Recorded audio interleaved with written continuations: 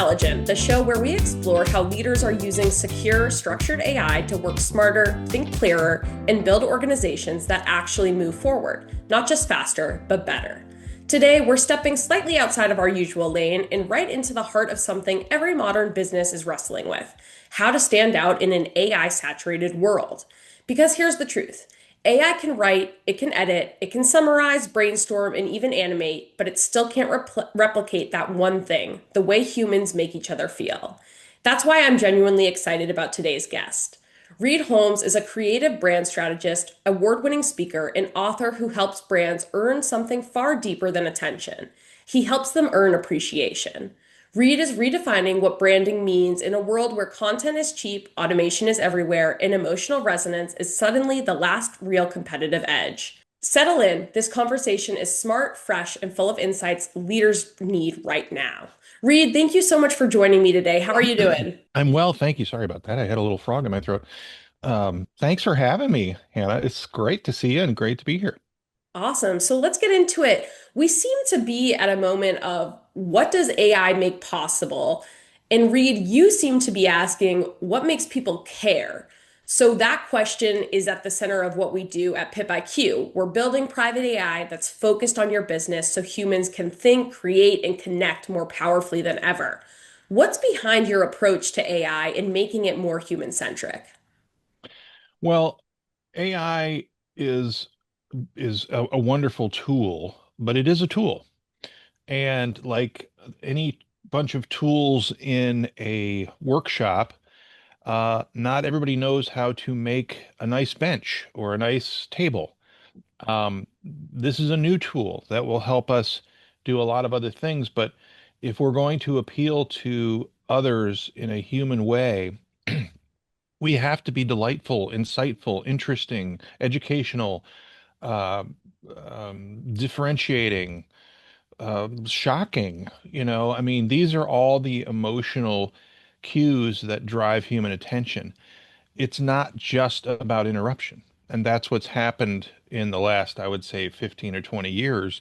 What used to be the construct of marketing, which is awareness, like help me understand who you are, or make me aware of who you are.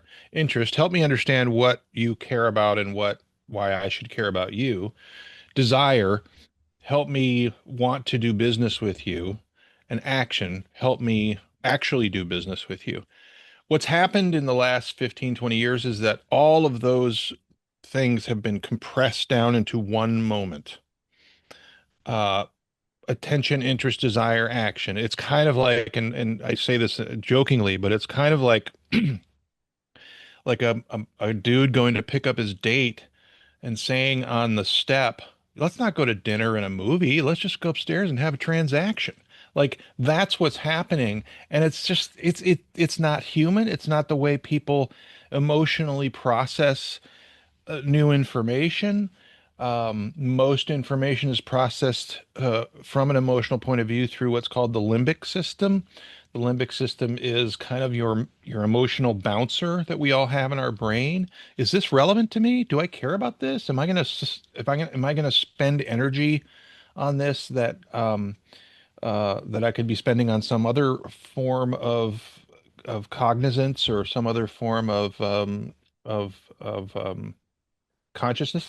That's the issue. So to get back to your question, if I can remember where you were with it, but the point is, AI can be used to help with this, or it can be used to basically create an off-putting situation. You want to use it to figure out what your brand means and how you can use AI to create more meaning for you. Carpet bombing, AI, people go, oh, well, I can create tons of content now. It's not about more interruption. It's about meaningful connection. That's what builds a business today. And so you have to figure out how to create that meaning. AI can help with that, but it needs a human layer to help make sure it's meaningful. So let's dig into that a little bit. AI can generate endless content, like you're saying, but you are helping brands generate meaning. What's the biggest gap between what AI produces and what humans actually respond to emotionally? Well, AI can, if you prompt it right, AI can help a lot with that. But I think the challenge is most people are using AI to do. There are two ways now to think about building a brand. For years, the interruption model has been about um, here's why you should care about me, and I think that's flipped to you need to prove here's why I care about you. And when you prove you care about a person or a customer, you just get more attention. You just get more appreciation and you get more consideration. So if you're using AI to just create more content, thinking, "Oh, I'm saving so much money. I'm creating all this content." Well, the money you're spending to propagate that content, you might as well just take a match to it because if you're not being meaningful and interesting, and we can get into the particulars of that because there's a whole spectrum of from how cool and interesting your product is to how interesting and cool your emotional promise is. Um, then you're going to be ignored. You're going to go by like a ship in the night, as one of my former agency founders once said, David Ogley. You will just be ignored. You will be invisible. You're just going to be part of the noise. And more noise does not equate to more attention. It just never has. So although AI can help you create a ton more, it's more noise does not mean more attention. What are some of those elements of attention that AI can support? And then what are the elements that it misses? So, like those that emotionally driven branding we're trying to get to, AI can somewhat help with that, like you've said, but it misses a big part of that. What can it support on that side? And then what does it miss that humans really need to make up for? Well, there's two sides to, I think, the AI equation here. One is if you're creating content with AI, that's one thing. The other is AI finding you and serving you up as a solution. Because if you think about what SEO has been since the Google, kind of AdWords and all that stuff came about, it's about keywords. It's basically capturing an intent to buy anyway, right? So it's what I would call the yellow pages only digital. It's capturing demand. Creating demand is a different thing. Creating demand is making making sure people are aware of who you are and why you might matter to them. And when someone goes and searches for a product and your keywords bring you up as a solution, they're going to choose the one that ties into they're either going to know and trust or ties into their own personal values and they want to support that. Um, or if it's a very crowded category, usually it comes down to price. And price is no way to build a brand or a business. That's a whole different podcast. But um, the point is that in if you want your brand to be surfaced by AI, it needs to have consistency across all of your touch points, from your website to your blogs to your executive profiles to your socials to the way people even talk about you. And you can help control that because one of the first things that AI goes out and searches when you ask it for, let's say, and I've used this analogy before, I want to buy a travel suitcase, roller suitcase bag. Well, one of the places it's going to go check is Reddit because Reddit's got all kinds of people talking about those things. And it's going to figure out, okay, I know this about the user. I know the person who put in this query values this, this, and this. I know they've asked me about this, this, and this before. So that's going to help it decide which one to surface, which one to bring up, or which couple options to bring up. It won't necessarily be based on price unless someone says, find me the cheapest option. And that's a whole different thing. But so that's one side of it, right? Is like what will AI surface? And brands need to be defining themselves on an emotional level out there with meaningful content that AI will find and say, "Oh, my search guy will like looking at this. This is what I should give them." Because AI is there to please. If you used it, anybody who's used it is just like Please stop. I know I'm great, but um, so that's one side of it. The other side of it is SEO, which is the Google thing, the Yellow Pages thing, is now really failing. It's really having trouble getting the results it used to get for businesses. And the reason is because people used to search on Google for the keywords. I'm looking for a suitcase. Okay, here's a bunch of suitcase brands that you could choose from. The AI search is going to bring not only a bunch of brands, but the ones that most apply to you and your life and your values. So, um, when you think about AI and its ability to help solve problems for humans, it's trying, but it maybe one day it'll get it 100% exactly what you want, but it's narrowing the playing field. The emotional side is kind of what it's looking for. It's looking for stories. It's looking for things that will make you emotionally happy as its user, which is the exact opposite of search engine optimization, which is just keywords that it will serve up. And where Google made its trillions of dollars is selling you the opportunity to buy a keyword so that you're inorganically, you come out at top. Now that might happen with AI coming, as we move forward with it. I know that ChatGPT has an ad platform that they've been working on, and then they just decided to tap the brakes on that because they've got I think they called it a code red. They're trying to solve a bigger problem because Google came out with a new Gemini that's apparently killing it. Anyway, um, the the the need for brands to be emotionally relevant, and the fact that an emotionally relevant brand creates an unfair advantage to brands in the marketplace is not going to change. In fact, it's becoming more and more important. With PipIQ, we've created private AI, but not just private, it's AI that's tailored to your business.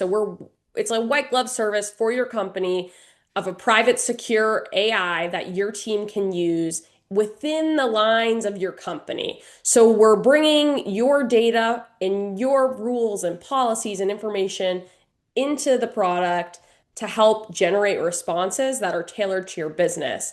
What do you find are some of the perks of having constraints or guardrails when you're using AI? Where something like PipIQ could help out because it's structured that way? Well, I mean, obviously, from a privacy perspective, the best possible situation is you don't have to train people what they can and can't use AI for. So what's great about Pip IQ is that it basically is a switch you turn on and suddenly everybody's in the organization is safe. Your data is safe. Nothing. All you've done is basically flip the switch and you're getting all the Which I will benefits. say, sorry to interrupt you, you don't even have to flip a switch. As soon as you're in Well, PipIQ, it's yeah, I just don't mean to say inherently, literally, but you're literally, it's as simple as yes. flipping a switch because now you don't have to go and have all hands meetings about what's okay to upload and what's okay to, what you can't talk about and what you can't, it's kind of and I hate to say this term, but it's idiot proof. It's like it's in there now. So as a CEO, if I'm a CEO, I'm sleeping a lot better at night knowing that no matter what my people do, if they're using this platform, all my stuff is safe. So that's number one. Number two, as far as a brand is concerned, I mean, PipIQ can be uniquely branded for whatever company it's being made to work for, which I think helps people feel more part of that ecosystem and that brand. But it also is going to prevent uh, the wrong types of stories to get out there that may be used by competitors. So, like if something gets out there about an issue on let's say it's a customer service issue, and it's something it's an email or an email list of people that you're trying to be, responsible to and for and help with their customer service issues. If that email list or if those emails get out into the wild, all of a sudden there's a lot of ammunition that your competitors can use about how you have some weak spots, you have some blind spots. This prevents that because they're never, if anything even gets out, it's anonymized anyway. So no one's going to see that it came from you. So it's really, I mean, I'm trying to think of the best. It's not even a life preserver. It's like it's like having a that's not even a good analogy either. I was going to say someone in a boat next to you while you swim, to save you if you it is so powerfully protective, um in a set it and forget it kind of way, and I think that's its real superpower. It's not something that, well, you're using it wrong. There is no using it wrong. It's not like, oh, you're using pip IQ. Thank God, because if you uploaded this, it's like it's a four alarm. Oh my gosh, I uploaded this financial platform or financial forum to get quick data from AI, and someone's just like, oh boy, we got to take this to HR, and HR looks at it and goes, oh, well, you're using pip IQ. It doesn't matter. Like we don't even have to escalate this. It's done. It's like it's not an issue. So Part of that is creating clarity for teams and businesses.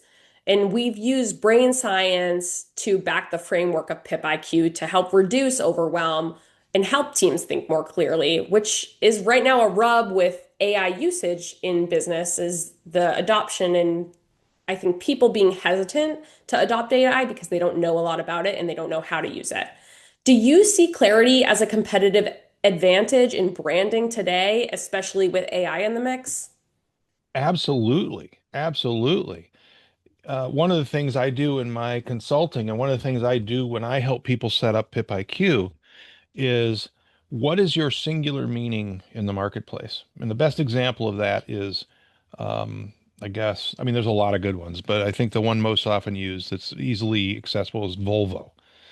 So if in Volvo's singular biggest value that their business is built on, their marketing promises are built on, everything is built on is one word, safety.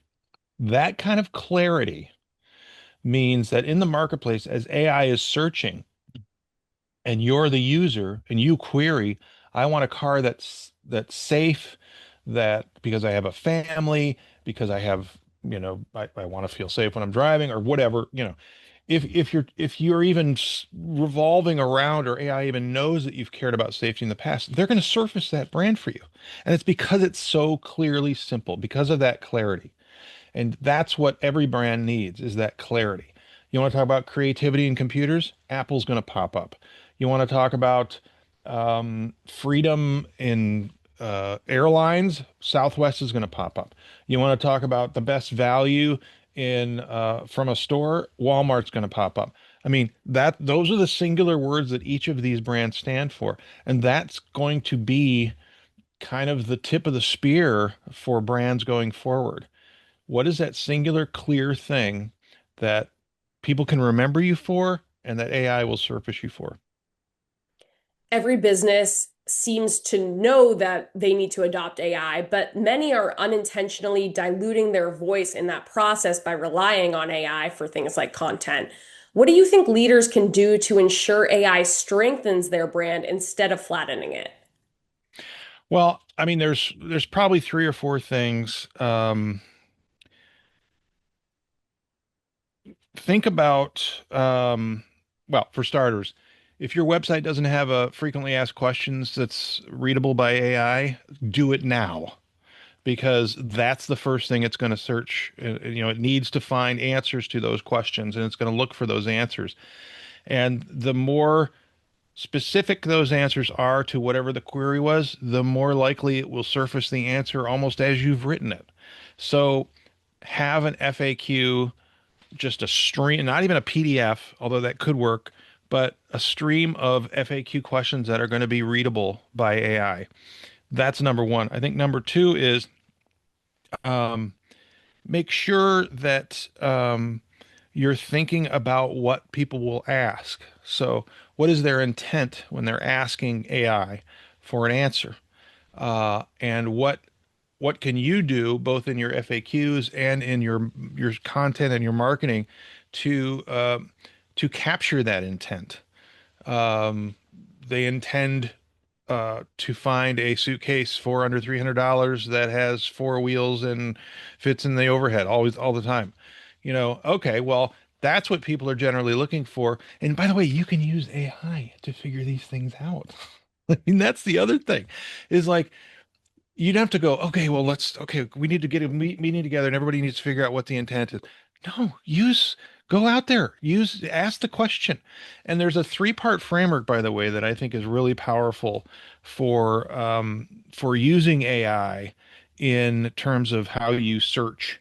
It's a word, um, I guess we call it an acronym. It's AIM.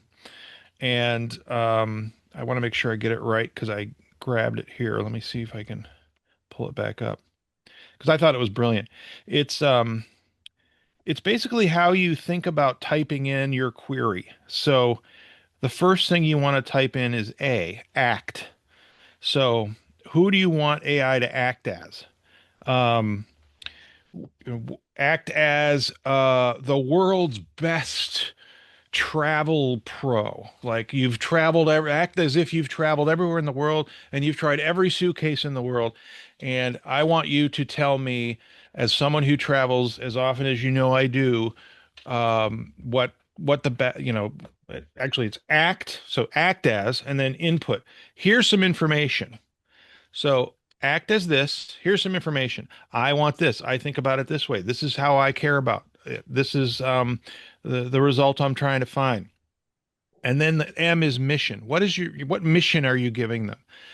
Your mission is to go out and find me, the top three options that I might like for to solve this problem.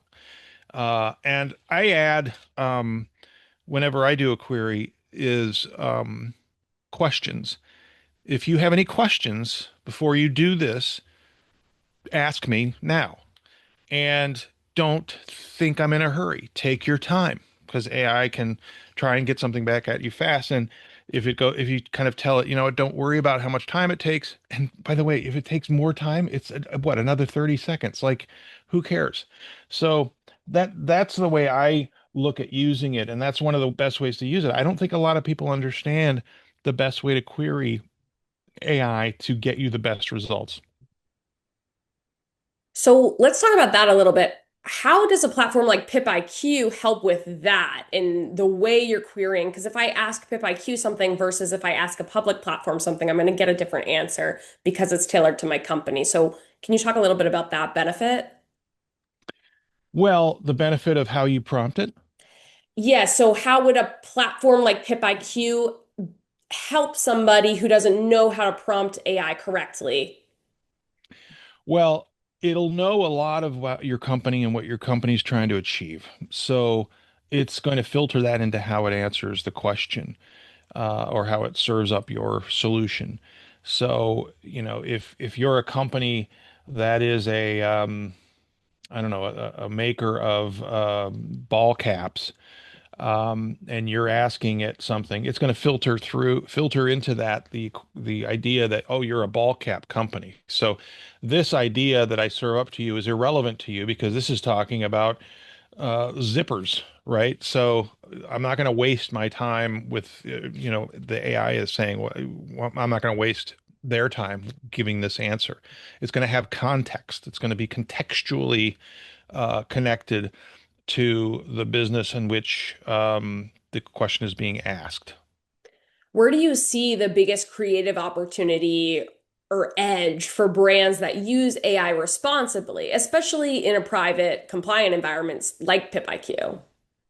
Well, that's a great question. And the way I'm using it now as a coach and consultant in branding and marketing is I've created some custom GPTs around audience finding, like who's my total addressable market for this, and I ask it based on the questions. But I've created a 12 question custom GPT that will help me find or help one of my clients find quickly what used to take McKinsey 8 weeks, right? So um, it's not perfect. I don't even know if McKinsey's would be perfect, but I can tell you it's better than you'd get um, because you have a partner.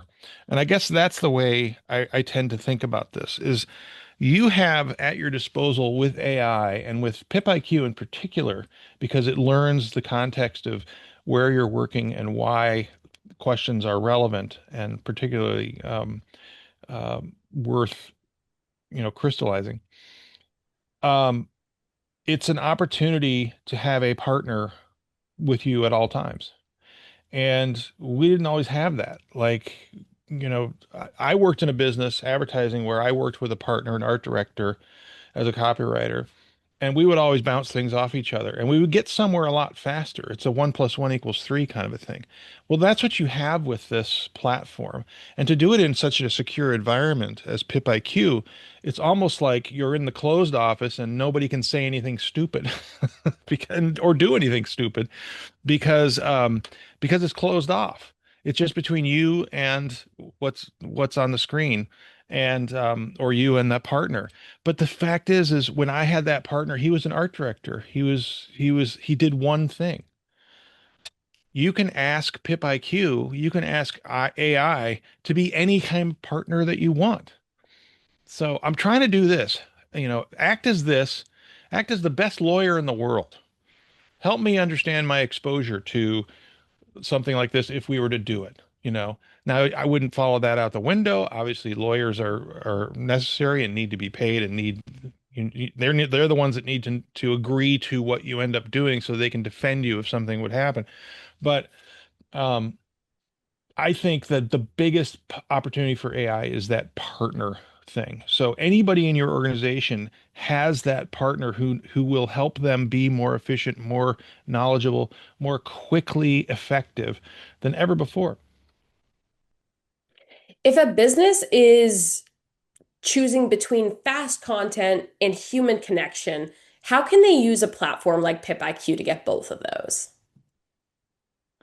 Well, PipIQ allows you to upload all your brand assets. So let's say you are Volvo and you use PipIQ.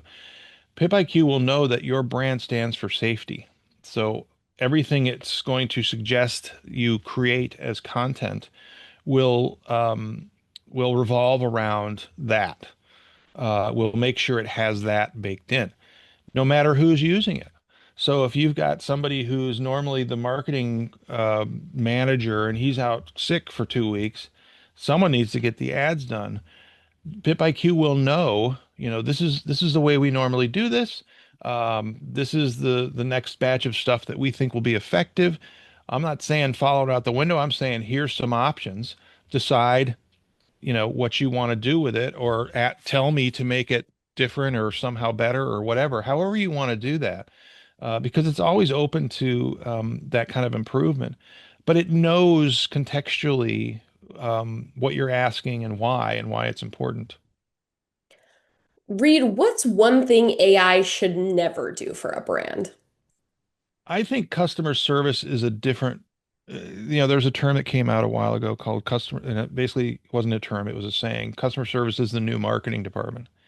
When companies mess up, as they inevitably do, leaving it to an AI chatbot to fix might be the biggest mistake a company can make because I think people suss out that it's not a human being, number one. Number two, from a branding perspective, the best opportunity you have as a company to build your brand is correcting mistakes because it shows you care and it shows that you're listening and it shows that it matters to you and it speaks to your values. And those are things that people remember and they talk about.